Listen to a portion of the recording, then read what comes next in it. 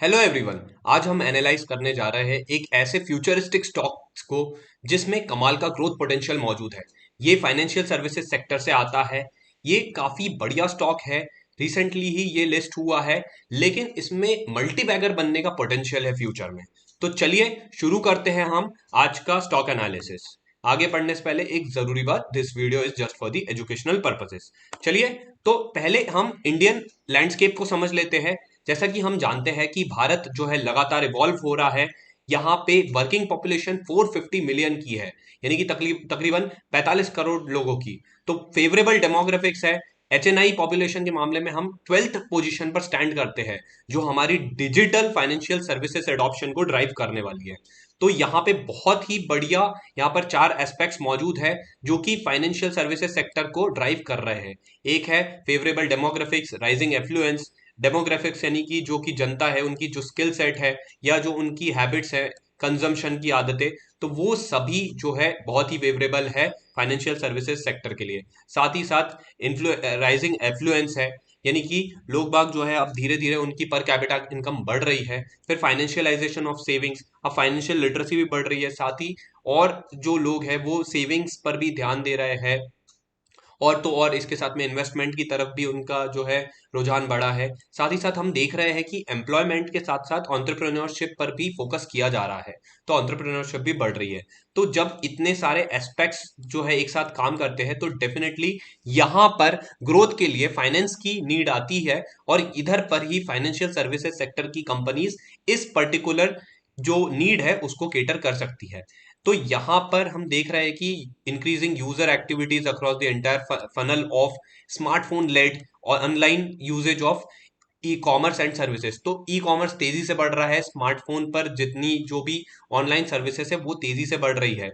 2035 तक के यहाँ पे रिपोर्ट्स के अनुसार इंडिया 10 ट्रिलियन इकोनॉमी बन सकती है। $10 ट्रिलियन इकोनॉमी, जो कि एक बहुत बड़ी अचीवमेंट होगा इंडिया के लिए।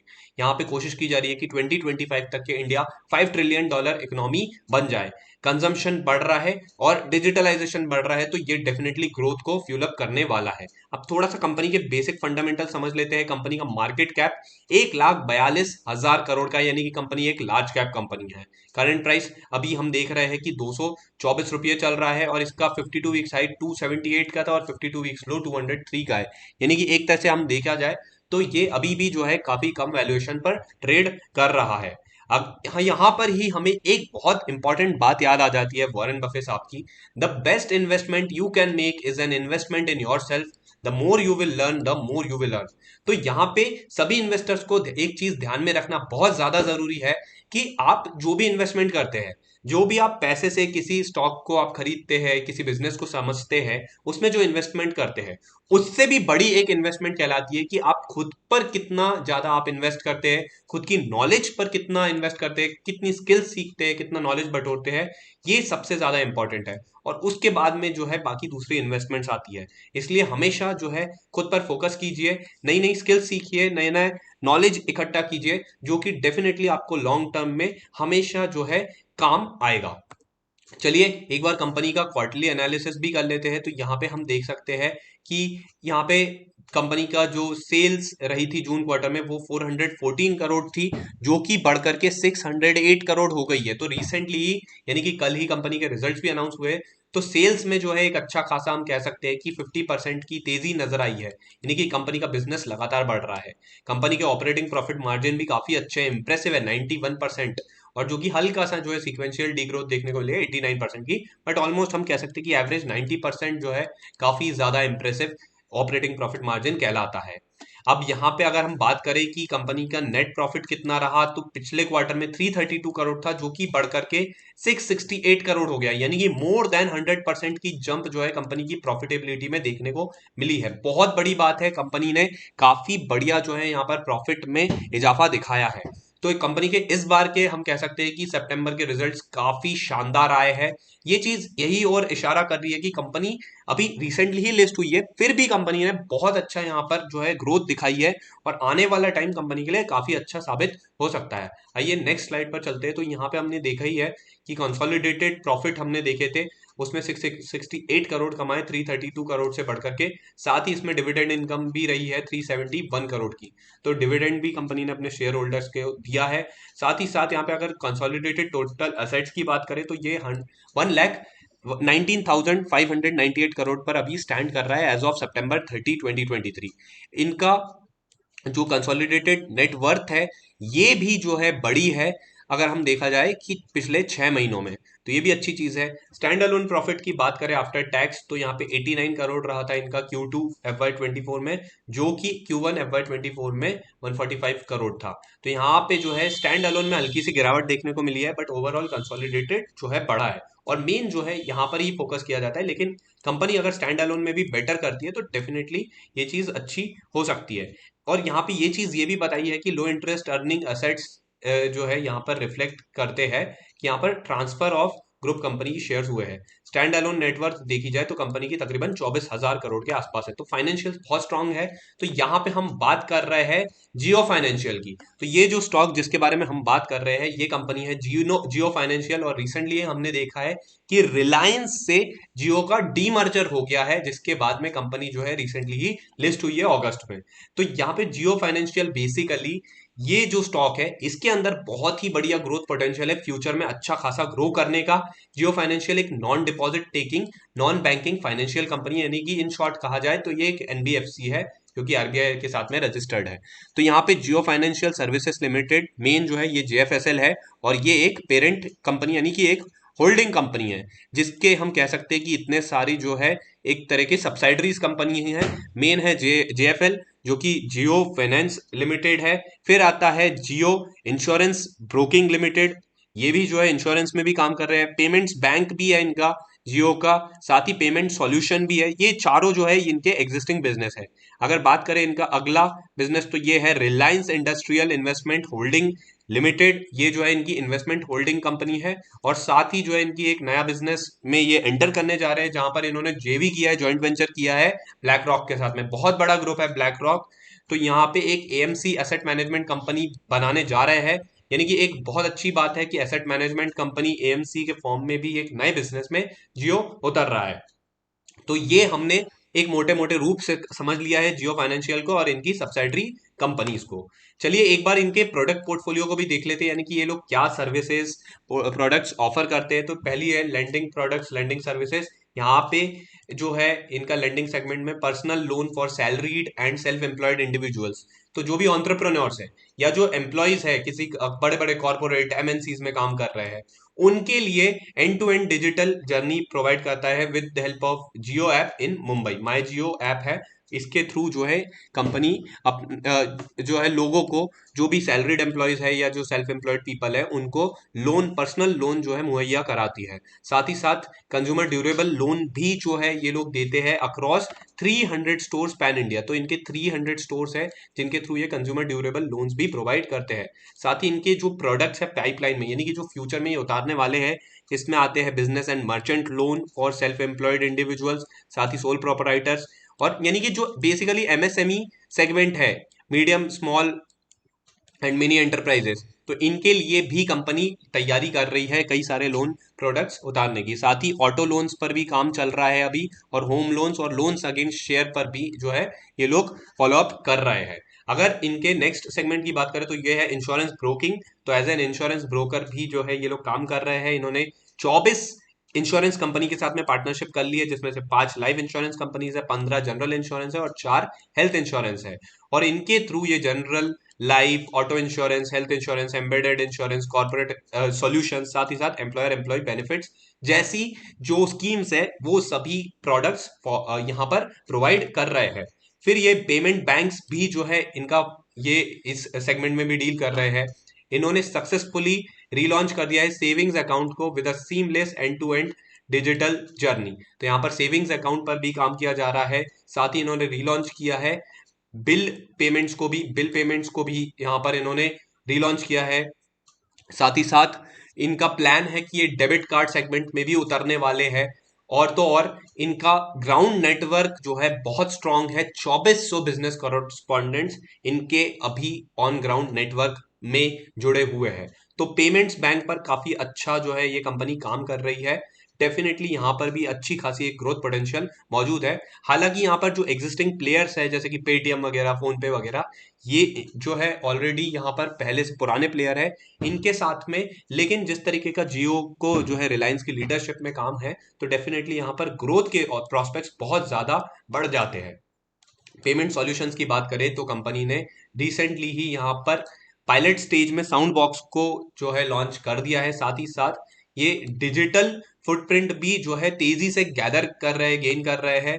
और तो और यहाँ पर ये अपने कस्टमर एंगेजमेंट को भी इम्प्रूव कर रहे हैं अक्रॉस देयर डिजिटल चैनल्स, जिससे कि ये चीज उनके जो भी बिजनेस है अदर बिजनेसेस में भी जो है उनको फायदा पहुंचा सके। तो प्रोडक्ट पोर्टफोलियो बहुत ज्यादा स्ट्रांग है कंपनी के, जो है विजन कंपनी का यहाँ पर जो आउटलुक है वो जो है काफी क्लियर नजर आ रहा है। एक बार कंपनी क्या चाहती है उनके विजन को भी जो है एक बार समराइज वे में समझ लेते हैं।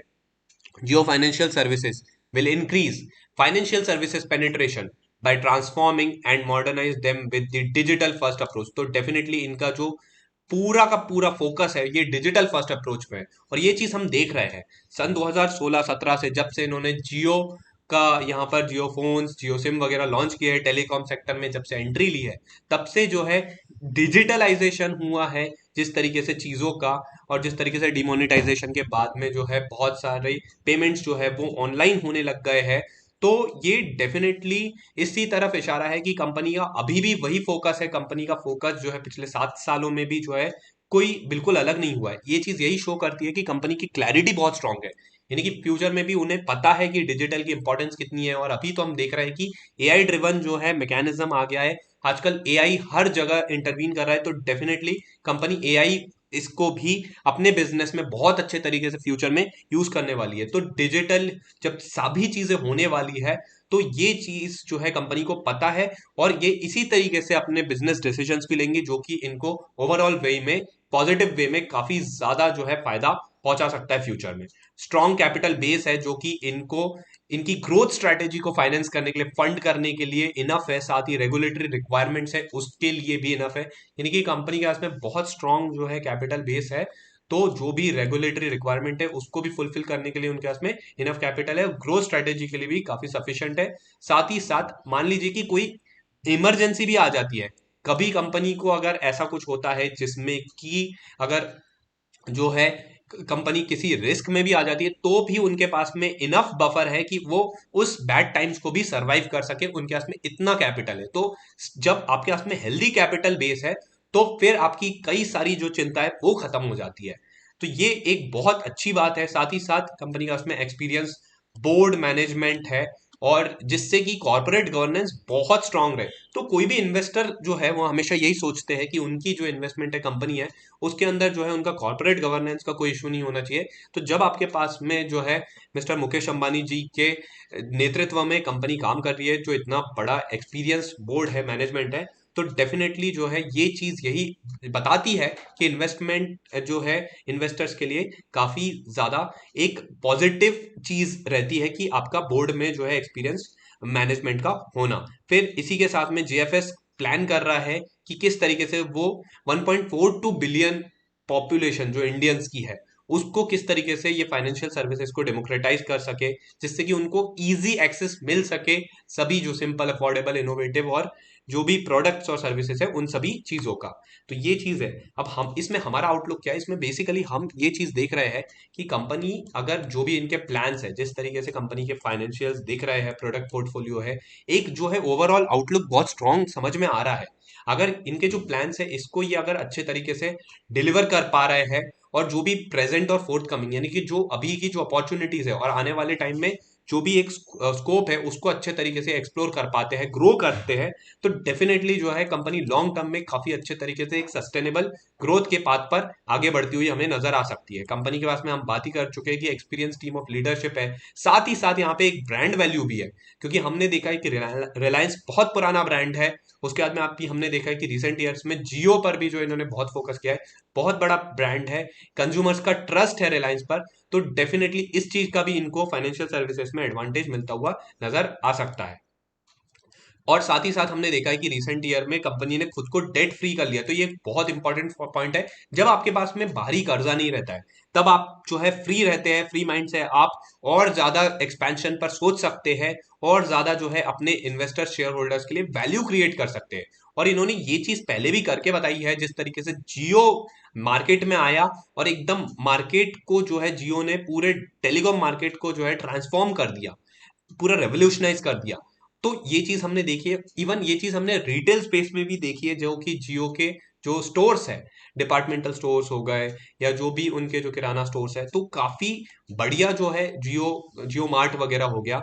तो इन्होंने ई कॉमर्स स्पेस को भी जो है, रिटेल स्पेस को भी जो है काफी अच्छे तरीके से ट्रांसफॉर्म कर दिया है। यहाँ पर भी इन्होंने एक अच्छा खासा मार्केट शेयर कैप्चर किया है।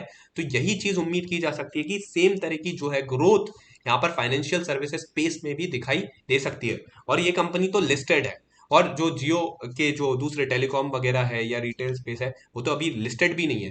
तो जब वो चीज जो है जियो यहाँ पर एज ए लिस्टेड कंपनी काम करेगा, तो डेफिनेटली जो है यहाँ पर ग्रोथ पोटेंशियल काफी कमाल का है। साथ ही साथ लॉन्ग टर्म के हिसाब से इन्वेस्टर्स के लिए बहुत ही ज्यादा इमेंस वैल्यू हमें नजर आती है। तो ओवरऑल हमें यही लगता है कि लॉन्ग टर्म के हिसाब से कंपनी के अंदर पोटेंशियल बहुत है। अगर कंपनी यहां से सही बिजनेस डिसीजंस लेती है, जिस तरीके से ग्रोथ दिखाई है इस वाले क्वार्टर में, आने वाले क्वार्टर में अगर यहां से भी जो है अच्छी खासी ग्रोथ नजर आती है, प्रॉफिटेबिलिटी इंप्रूव होती है अच्छे परसेंटेज के साथ में, एक अच्छे सीएजीआर के साथ में, साथ ही साथ अगर सेल्स भी लगातार बढ़ती है सही से, अगर मार्केट शेयर को ये लोग अपना जो है ग्रेजुअली अगर बढ़ाते जाते, तो डेफिनेटली कंपनी को एक मल्टी बैगर स्टॉक बनने से कोई नहीं रोक सकता है। अगर हम इनके टेक्निकल एस्पेक्ट्स पर एक बार नजर डाल ले, यानी कि टेक्निकल, तो यहाँ पे अभी जो है ₹221 के आसपास जो है स्टॉक ट्रेड कर रहा है एज ऑफ 17 अक्टूबर। तो यहाँ पे हमें यही नजर आता है कि जब ये लिस्ट हुआ था तब ये 260 के आसपास था, उधर से फिर ये नीचे आया काफी हद तक के 202 का लो बनाया, फिर हमने देखा कि वापस गया, और उसके बाद से जो है एक प्रकार की प्रॉफिट बुकिंग शुरू हो गई है, और अभी जो है कंसोलिडेट कर रहा है इसी के आसपास 220 221। तो अगर ये इसी जोन के आसपास आता है, रहता है, तो ये डेफिनेटली एक तरह की वैल्यू बाइंग हो सकती है। तो आने वाले टाइम में इसके अंदर ग्रोथ प्रोस्पेक्ट बहुत अच्छे हैं। अगर ये यहाँ से मान लीजिए कि कभी टेक्निकल वे में अगर ये शॉर्ट टू मीडियम टर्म में या लॉन्ग टर्म में 260 क्रॉस करता है, तो डेफिनेटली जो है इसमें एक अच्छी खासी जो है एक पोटेंशियल रहेगा कि ये नियर टू मीडियम टर्म में ये यहाँ से 320 के लेवल्स तक भी पहुंच सकता है। लेकिन लॉन्ग टर्म की अगर हम बात करें, तो डेफिनेटली इसमें काफी अच्छा पोटेंशियल है। अगर हम आने वाले 3 से 5 साल की बात करें, तो डेफिनेटली जिस तरीके से जो है डिजिटलाइजेशन हो रहा है, ऑनलाइन पेमेंट्स बढ़ते जा रहे हैं, और भी बहुत सारी जगह पे जो है लोन के रेट, लोन्स भी जो है लगातार ले रहे हैं बिजनेसेस, जो है कॉर्पोरेट लोन्स वगैरह ले रहे हैं, ग्रोथ हो रही है। तो डेफिनेटली यहाँ पर फाइनेंशियल सेक्टर जो है बहुत ही इंपॉर्टेंट भूमिका अदा करेगा, और इसमें जियो जो है एक मल्टी बैगर के रूप में साबित हो सकता है। तो दोस्तों, उम्मीद करते हैं कि आज आपको ये पूरा जो है कंपनी का एक विश्लेषण समझ में आया होगा कि किस तरीके से कंपनी का बिजनेस काम कर रहा है, आने वाले वक्त में किस तरीके के यहाँ पे प्रोस्पेक्ट्स हो सकते हैं। तो वीडियो पसंद आया तो जरूर से आप वीडियो को लाइक कीजिए, साथ ही साथ इसे ज्यादा से ज्यादा शेयर कीजिए, जिससे कि कई सारे जो आपके फ्रेंड्स हैं, फैमिली मेंबर्स हैं, उनको भी कंपनी के बारे में बहुत अच्छे तरीके से समझ में आ सके कि किस तरीके से कंपनी काम करती है और क्या है कंपनी का फ्यूचर आउटलुक। चलिए, मिलते हैं अब आपसे अगले वीडियो में, अगले किसी नए टॉपिक के साथ में, किसी नए एनालिसिस, नए स्टॉक के साथ में, जो कि जो है काफी बढ़िया मल्टीबैगर बनने का दम रखते हैं। चैनल को ऐसे ही सब्सक्राइब कीजिए। चलिए, thank you, God bless you, and जय हिंद।